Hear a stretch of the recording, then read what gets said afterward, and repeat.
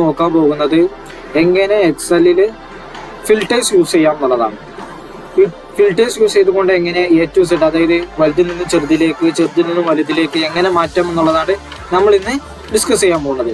അതിനായിട്ട് നമ്മൾ എക്സൽ ഷീറ്റിൽ 2 ഡാറ്റ എടുത്തിട്ടുണ്ട്, 2 നമ്പേഴ്സ്, ന്യൂമറിക്കൽ വാല്യൂസ് എടുത്തിട്ടുണ്ട്. അതായത് നമ്പേഴ്സ് ആയിട്ടും ഏജ് ആയിട്ടും ഒരു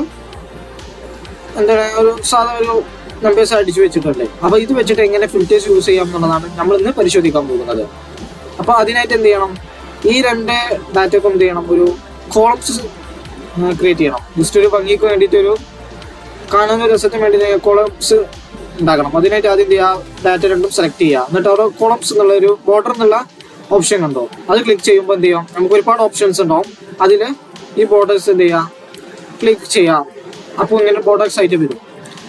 അപ്പോൾ ഈ 2 ബോർഡേഴ്സും കണ്ടു. ഇനി ഇതിൽ എന്ത് ചെയ്യണം, നമ്പേഴ്സിന് എന്ത് ചെയ്യണം, നമുക്ക് വലുതിൽ നിന്ന് ചെറുതിലേക്ക് അല്ലെങ്കിൽ ചെറുതിൽ നിന്ന് വലുതിലേക്ക് എന്ത് ചെയ്യണം, മാറ്റണം.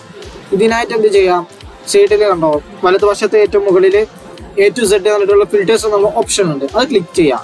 അപ്പോൾ അതിൽ എന്ത് ചെയ്യാം, ഓപ്ഷൻസ് ഉണ്ടാവും. A to Z, അതായത് വലുതിൽ നിന്ന് ചെറുതിലേക്കും, Z to A, അതായത് ചെറുതിൽ നിന്നും വലുതിലേക്കുമുള്ള ചെയ്യാനുള്ള ഒരു ഓപ്ഷൻസ് കാണാം. ഇതിലേതെങ്കിലും ഒന്ന് സെലക്ട് ചെയ്ത് ഇപ്പോൾ Z to A ആക്കിയാൽ ഇപ്പോൾ കാണാം വലുതിൽ നിന്നും ചെറുതിലേക്ക് പോകുന്നത്. അതേപോലെ നമുക്ക് ഏജിൻ്റെ മാറ്റാം. ഇപ്പോൾ Z to A ഏജിൻ്റെ ആക്കുകയാണ്. അപ്പോൾ എന്ത് ചെയ്യും, അവിടെ മാറുന്നത് കാണാൻ പറ്റും. അതായത് കണ്ടാ വലുതിൽ നിന്ന് ഏറ്റവും മുകളിൽ ഏറ്റവും വലുത്, താഴെ ചെറുത്. അപ്പോൾ ഇത് രണ്ടും റിലേഷൻഷിപ്പ് ഉണ്ടായതുകൊണ്ടാണ് എന്ത് മറ്റേ കോളം ചേഞ്ച് ആകുന്നത്.